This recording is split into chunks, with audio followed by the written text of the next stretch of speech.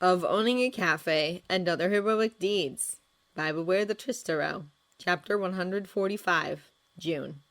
5 years later. Welcome to the Road Echo. What can I get you? Life over the past 5 years had been interesting. 2 flat white coffees, a BLT, a box of yakisoba, and 2 slices of strawberry shortcake. Please, Cat-san. His tats were teenagers now. Katsuki, Tsuyu, and a talented young man by the name of Sato Rikido were apprenticing with him in the kitchen now. Good morning, Kahako-san. Your usual table is free, and Nomori will take your order in a minute, alright? Oh, and my son, Ray asked me to tell you that she and Kimiko have your flower order almost ready to go, so you're welcome to view them at any time this afternoon, alright? Similarly, through the Xavier Scholarship that Izuku had won through his continued academic prowess as a quirkless individual, he was plowing through all manner of quirk medical courses, and had already been contacted by a selection of universities who were interested in developing his skills further once his time at UA concluded. Thank you, Sho. Are you sure it's not too much of a bother, making a wedding cake? You're even busier now, aren't you? For he, just like the rest of his friends, was still dead set on attending the hero course, and with Mirio, Tamaki, and Natsuo enjoying it so much, who was he to dissuade them? Not that he still didn't have his worries and concerns for them, though. There's no problem at all. I'm thrilled to be such an important part of your big day, so please don't worry. New Eden hadn't mopped up as many villains as everyone had previously hoped, so fighting crime hadn't exactly become any easier across the board. Oi, cut that! Can I have another glass of lemonade? Plus, with Toshinori having to spend so much more time traveling from country to country, many of the Japanese agencies were stretched thin around the capital, Kyoto, and further south. Kota-chan, where are your manners, huh? Sorry, Shouta. That's quite alright, but I tell you what, if you could show me that you finished off your homework to your best standard by 8 o'clock, I'll throw in one of your favorite apple cinnamon muffins with that lemonade, okay? Oh, Maito wasn't the number one for no reason, was he? Really? That's a boss, thank you! Most pros could only do a fraction of what he could, especially now that he'd gained the abilities of his former master and N. Thank you for being so good with him. He's not smiled like that for a long time. Well, he hasn't at home anyway. It's my pleasure, Shino. Don't go selling yourself short, alright? You and the others are doing a great job, Raising children isn't easy, especially when they've suffered so much so young. That's why I'm going to pick you up every time you try to down cry what you're doing, alright? However, since becoming a pro himself, he could see things changing for the better, and because he and the other parents had insisted on it, the study group were all well-rounded young people who had hobbies and interests outside of training and schoolwork. You really are too good to us, Sho. One of these days, the 5 of us are going to steal you away from Toshinori-senpai. Just you watch. I'm pretty sure that Nomori has been working on a costume for you too. Oh, and we'll have to change your pro name from Eraserhead to Panther or Jaguar, don't you think? Hitoshi was devouring law books years beyond his reading level. Nato had mastered all of Atsuhiro's magic tricks while learning French, and Denki was co-leading his Sunday self-defense classes alongside Mirio, Shoto, and Natsuo.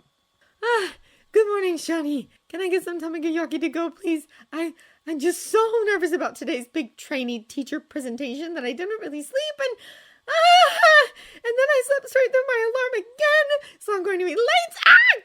Oh no, why does everything I need always drop to the bottom of the satchel?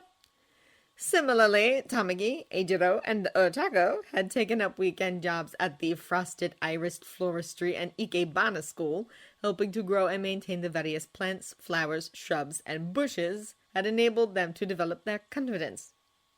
Plus, having a place to distress and wind down after a busy week of schoolwork had quelled the anxiety each had been battling since they'd become teenagers. He'd been overjoyed to see each of them find strength in such a wonderful environment together.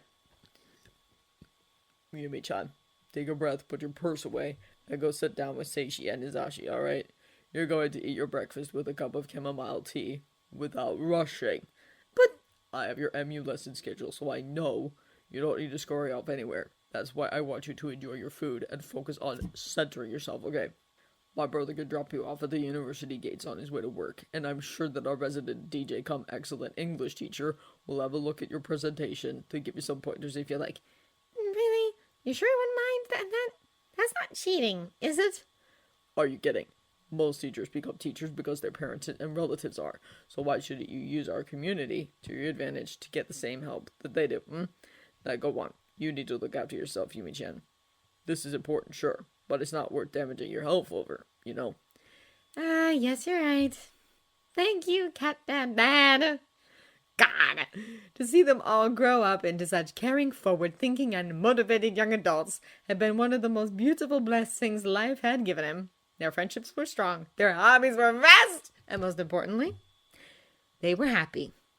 They were loved. They had support systems that would see them through for the rest of their lives, he was sure, and he couldn't be prouder or gladder about that if he tried. Hey, Teach! You got my man's cream puffs ready? And speaking of support systems, Rapagendo had become somewhat of a fixture too. He could have guessed that the first meeting between himself and Toyomitsu Taisho would lead to them developing feelings for each other. Yes, I have. Just give me a second to grab them. Oh, and I made you your favorite smoothie for the road, too. The current bodyguard had even forgone constantly challenging Toshinori in favor of play fighting with his romantic partner instead. What? Teach! This is why I love you, man! Thank you! The couple had been similarly adopted by Tamaki. The pair had seen his almost unlimited potential and were gently trying to coax out his self-esteem, and to that end, Sun Eater was completing his work study with Fat Gum, whilst Mirio had enthusiastically accepted Marai's offer as Natsuo and Neijire, the pair were very close, trained with their cafe senpais. Morning, Cat Dad. 4 iced coffees and 4 slices of angel food cake to go, please. To see Keigo climb the pro hero ranks with the rest of his friends was wonderful. Rumi, not to be outdone by her lover, was number 11, whilst the others were more than happy just to do their bit. Ah! Your coffee is such a lifesaver. Thank you, Aizawa-kun. Chizome and Jin were mostly working shifts in Tartarus, whilst Ryuko focused on search and rescue. She and Ejire had already formed a sisterly bond, whilst Natsuo enjoyed trying to match Mirko in Hog's speed and power. This meant, of course, that between the 5 of them and the other pro-hero agencies in the area, the majority of Musutafu's bases were covered. Ma, as I was saying, you wouldn't have any full uncut cakes available, would you? My boss really needs to be sweetened up today since our whole department is under review. That's why when Nezu brought up the subject of filling teaching positions, both Hizashi and Oboro had felt comfortable enough to take up the challenge, with Anzuhiro happily mentoring them along the way. Since he'd been raised bilingual, President Mike had set new records for English efficacy across UA, whilst Loud Cloud thrived as their history of heroics teacher. In fact, the 4 current students had him to thank for their pro names: Lemillion, Sun Eater, Neijire-chan, and Chirokinesis, and their proficiency with bow staves, didn't they? Shoni, what smells so good, eh? You always ask me that, Fuchida-chan. And thanks to the pair being so successful, Nezu had been eyeing the rest of them with teaching contracts swirling in his intelligent eyes, too. What? Oni-san? Call me Kohana-chan. You've known me since I was a human being in Mama's tummy, haven't you? That I have, little flower. Now why don't you head down to the knitting nook to say hi to your Mimi-bajan and Sorihiko-ji before checking that Kota-kun has done his homework for me, while I put your order together. Nemori and Tomoko, the pair of them only partly joking, had started to paw at him when he brought such things up with their poly relationship and pro-hero team, though. Since young Kota's parents had been tragically killed a few months ago, the lovers had found themselves becoming caregivers to the grief-struck, angry little boy who was slowly but surely working through his mourning process. You got it, Nissan. Oi, Go-chan, lend me your notebook, okay? It wasn't that they didn't want to potentially become teachers at UA, not at all. However, they'd chosen to put the child and well-being first. That, and the majority of them working out of their mountain-based HQ, was vital when it came to protecting hikers, tourists, and students on field trips, alongside their pledge to keep the national park pristine and preserved for the various forms of wildlife residing there. You're so good with her, Shouta. I can only get her dressed for school without a fuss if she knows she's coming here for breakfast, you know? Being a big sister to that sweet little boy has helped to make her feel very grown up, too. Can you believe that she's 7 already? Plus, their group didn't receive the same kind of stigma up there as they tragically did in the city. The media had come a long way, thank God, in its treatment of the LGBTQ community, but there were still extremely conservative people who didn't like the idea of poly relationships, let alone such groups of lovers being in schools. The day that the world stamped out such ridiculous prejudices sadly didn't look as though it was coming anytime soon. However, everyone in their community was working to make such a time possible, weren't they? Morning, Cat Dad. Good morning, Spinner. Would you like some breakfast, or are you heading straight upstairs to bed? I'd love some tamagoyaki and onigiri, please. These night shifts at the firehouse would kill me if I didn't have your food to keep me going, you know? And no couple was working harder on that than the freshly married Aizawas. Were they? Oi, Show, are we still okay to take that muffin hamper to our investors meeting, or is Dad Mike catching an earlier flight in? Just as Denki had suggested, they'd once again returned to Yakushima for the ceremony, only this time the younger lovers had chosen to have their hand fasting beneath the shade of Shimura Nana's favorite cedar tree. Unfortunately, that wayward husband of mine has gotten held up in Australia in some conference or another, so please make sure they aren't wasted, alright? It was their dream to create a series of video games which highlighted that differences in others weren't something to be feared, but something to be explored and learned from. So much for him retiring, huh? The whole community had been involved in the project too, of course. With funding from their pro-hero uncles, the pair were well on their way. Yes, well, you know what he's like, Tomer. Hell, the day he retires will probably be the day the world spins off its axis. Not that I mind, really. He's worked so hard to get this United League of Pros together, hasn't he? And as much as I miss him, I couldn't be more proud of what he's tried to achieve, even if that gorgeous Brazilian hero keeps openly flirting with him for the cameras. She's really something, isn't she? Who'd have thought that the beautiful cut characters that still dabbed the cafe's apartment's 4th bedroom wall would go on to become an RPG set in the medieval world of Nyang? The main playable characters, each influenced by one of their extended family members, as they problem-solve their ways through puzzle-based problems, magical conflicts, and fought monsters called prejudice, discrimination, fear, and hate. Yeah, about that. You wouldn't be too annoyed about Dobby me spamming him with bulldozer gifts and memes as a reminder to behave himself and get his ass back home, would you? Such good kids. Sitting in his boss's office, their clan's insignia blazoned out behind him between the expansive mahogany bookshelves Loaded with numerous medical texts, case studies, and his own growing research, Chisaki Kai regarded the very carefully constructed plans he'd made with a critical eye and creeping smirk. Knock, knock. Everything, as he knew it would, had finally fallen into place. All Might was abroad. Most pro-heroes were still obsessed with the legendary criminal playing dictator so many miles away, and poor hapless gullible Rappa had embedded himself within the Norineko community. For to have someone as infinitely useful as Eri was one thing, but to control her when her quirk he valued so highly sparked off until she passed out and curled into a fever he couldn't easily dispel was another.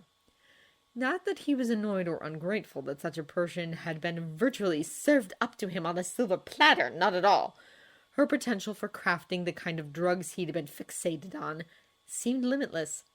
However, there was no getting around her immaturity, her fear, and her constant attempts to run away within the confines of their maze-like base, her innate childishness stopping her from seeing the bigger picture, from knowing that she had a higher purpose that swelled beyond her fear or desire for such ridiculous things as love and affection. He couldn't give her those things.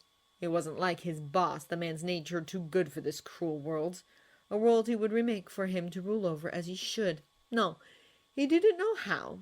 He didn't want to learn, either because caring on such a physical level was weakness, personal displays of affection spread germs, and feelings got in the way of progress. He would make his boss see that when he woke him. The technicians have finished setting up his room, Chisaki-sama. Harry said something about cooking ingredients too.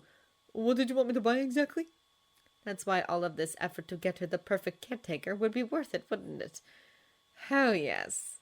The eatery owner he'd nearly discarded as useless was a soft, bleeding heart wrapped up in a pro-hero who was an adequate melee fighter at best. He'd be easy enough to control. He'd be sympathetic enough to manipulate. He'd be no trouble to hide away either, for what could he do by himself? What would he do when he showed him the surveillance of his pretentious little cafe? Surely he wouldn't risk the lives of his precious community by kicking up a fuss. No, he'd make the rational choice to play along. He'd be enchanted by poor Aries' situation and do what he could to make life better for her, wouldn't he? From what I've read of Rappa's reports, Aizawa can make most things, can't they? Bring pre-chopped and sliced fruits and vegetables along with cake-making supplies, rice, stock, and steak. Similarly, once they had him locked away down here, their money problems would be as good as gone. Since we'll keep him for as long as it takes for the girl to master a quirk, we may as well put his other skills to use, hadn't we? Because ransoming the secret husband of the #1 pro would bring in sums the like of which he could only previously dream of. And with that money, he would fund the buying of more chemicals, better equipment, and get their supply chain up and running nationally. Having good food on tap is definitely a perk, sir. I'll make sure everything is stocked before Sunday. You'll see. Plus, if the heroes didn't think he was serious, he could sever a finger, an ear, maybe even an eye, and post them directly to All Might's fancy office, couldn't he? Make sure that you do, Hojo. Oh, and get some Junmai sake while you're at it. He enthused, his golden eyes glinting with pleasure. Our impending success deserves to be celebrated.